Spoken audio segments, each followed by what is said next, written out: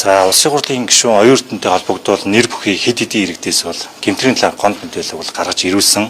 Уг гомд мэдээлэл дурдсан асуудал тус үрд нь бол эрэг үеийн цаангийн 22-1-ийн 3 дахь хэсэг заасан улс төрд нөлөө бүхий итгээд за албан тушаалын байдлаар уруулан ашиглах 22-12-1 заасан хуулийн этгээд эрх мэдлэг уруулан ашиглах 18-6-гийн нэгт хэсэг заасан мөнгө угаах гэмтрэгт бол холбогдвол хэрэг бүртгэлтэй иргэнэ хэрэг бүртгэлтэй ажиллагаа явуулан шалгаж байна. За мөрдөнчлөг ажиллагаа явуулж байгаатай холбоотойгоор мөрдөнчлөг ажиллагааны бол явцын байдлын талаар мэдээллийг бол дэлгэрэнгүй олгох боломжгүй байна. Оюутнаас гадна түүний ах Хэро Баатрын асуудлаас яригддаг энэ хянагдж байгаа бол. За тухайн гэмтрийн талаар гомд мэдээлэл дурдсан асуудлууд дээр бол мөрдөнчлөг ажиллагаа явуулж шалгаж байгаа. Ер нь улсын хурлын гишүүдтэй төрийн өндөр албан тушаалтай холбоотой маш олон хэрэгүүд яригддаг шүү дээ. Тэгэхээр прокурорын байгууллага зөвшөөрдөг юм уу?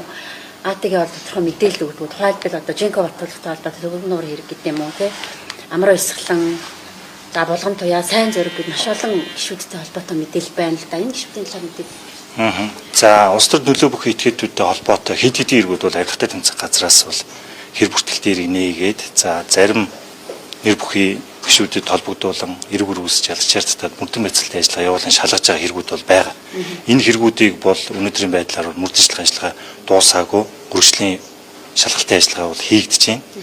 За эрг үүрэг хянж төрөлх тухай хууль бол тодорхой заасан байж байгаа. Мөрдөнчлөг ажиллагаа явуулж дуусаагүй мөрдөнчлөг ажиллагаа явуулж байгаа хэргийн явц мэдээллийн талаар дэлгэрэнгүй мэдээлэх боломжгүй байна. Тий. Төрийн өмрийн ордтой холбоотой асуудал чи бараг жил гарна боллоо шүү дээ. Тэгээд энэ яг асуудал нэг дуудаж байцаалт мэдүүлэг авсан байдаг юм уу? Энэ хүн болоод их хурлын бүрийн эрхийн одоо бүрийн эрхтэй байгаад байна шүү дээ. Дуудаж ядаж мэдүүлэг авсан гэдэг юм уу? Жил харанг хугацаа тойрсон. Хуулийн хугацаа нь юу нь ямар яаж явдаг юм бэ? Ийм удаашралтай байгаад байгаа юм уу? Нөхөө хэлцэх хугацаа гэдэг өөрчлөгдөх юм юу? За энэ асуудлаар мөн мөрдөнчлөг ажиллагаа явуулан шалгаж байгаа. Мөрдөнчлөг ажиллагааны явц үр дүнгийн талаар бол мэдээлэх боломжгүй. Яа тэгэхээр тухайн хэрэгт бас гэрч нарын мэдүүлэг, за охирч нарын мэдүүлэгч гэдэг юм уу, шинжээшин дүгнэлт гэдэг юм уу, мөрдөнчлөг ажиллагаа дуусны дараа энийг бол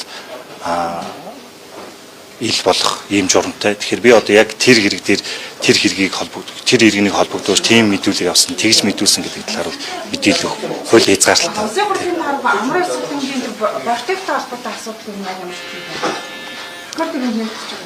За тухайн асуудал бол нийслэлийн прокурорын газраас хяналт тавиад за мөрдөнчлөг ажиллагаа явуулан шалгаж байгаа асуудал байна.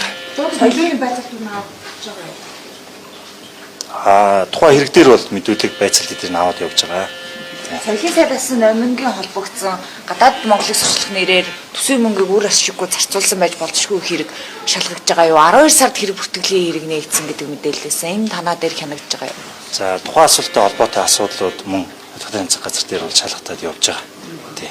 Ер нь өндөр албан тушаалтай холбоотой хичнээн хэрэг байд юм бол одоо энэ жилийн тухайд хянагдж байгаа. Яг энэ парламентод бас байгаа гişүүд хичнээн гişүүд яг шалгагдж байгаа юм. За би тоо нэр бол дурдж хэлэх бол боломжгүй байна өнөөдөр. Тий. Тухайн асуудлаар бас мөрдөнчлөг ажиллагаа явуулж дуусны дараа энэ талаар бас тоо мэдээллийг бас таа бүгд хэлэрэнгүү мэдүүлэх бол мэдээлэх боломжтой. Холбоотой хэргийг ер нь хянаад дууссан гэж ойлгосон. Шүүхэр шийдвэрлсэн үү? За нийслэлийн прокурорын газар дээр хянагч байгаа хэргийн талаар би бол мэдээлэл өгнө. За тухайн асуудал дээр та хэд мэдээлэл авах гэж улсын ерхий прокурорын газар олон нийтэд харилцах аль байгаа тэндээс ч дэлгэрэнгүй мэдээлэл авах боломжтой байна. Ерөнхийдөө оюутантай холбоотой яг хэдэн хэрэг дээр шалгалт ярьлаа. За тухайн хэрэг дээр бол дөрвөн хэрэг дээр бол хэрэг бүртгэлтэй хэрэг мөрдөнчлөг ажиллагаа явуулж шалгаж байгаа. Одоо Монголын гадаад хэлбэрийн Atticus Partners ч юм уу те мөнгө өсөө 2 сая доллар Эрдэнэс оюутлагоор дамжуулж 20 сая долларын хэрэг ус шалгаж байгаа гэсэн мэдээлэлсэн. Энэ талаар. За хэвлэл мэдээллийн хэрэгслүүдээр бол нэлээдгүй мэдээлэл явж байгаа. Энэ болгон асуудал дээр бол бас холбогдох мөрдөнчлөг ажиллагаа явуулан шалгаж байгаа. Тэгэхээр шалгалтын ажиллагаа бол үргэлжлээд явж байгаа. Тийм баг. Номин сайттай холбоотой хэрэг бол 12 сард нээгдсэн шүү дээ тийм ээ. Тэгэхээр өөрөө бол АТГ-д би мэдүүлэг өгнө. Надаас огт тайлбар аваагүй гэдэг зүйлийг хэлдэг. Тэгэхээр мэдүүлэг тайлбар авахгүйгээр бас шалгагдаад явж байгаа юм. За мөрдөнчлөг ажиллагаа бол үргэлжлээд явж байгаа. Тэгээд мэдээллийн хэрэгслээр тухайн хүний бас өөрийнх нь мэдээлэл хэрхийх асуудал байх. Тэрнээс мөрдөнчлөг үргэлжлээл шалгах ёстой зүйлүүдийг бид шалгаад явж байна. Гишүүний бүрийн эрхийн хэдхэн гишүүдийн нэр байгаа юм биш үү? Тэр яг шалгахад одоо бүрийн эрхийг саатуулах ч гэдэг юм ийм асуудал өндөр үүсэж байгаа. За улсын хурлын тухай хууль заасан байгаа л да. За гишүүнийг одоо нэг халтшгүй бүрийн эрхтэй холбоотой асуудал орон байранд нэгжлэг хийх, биетэн үзлэг хийх, баримтлах, цагдаа орхитой холбоотой асуудал гэдэг юм уу те.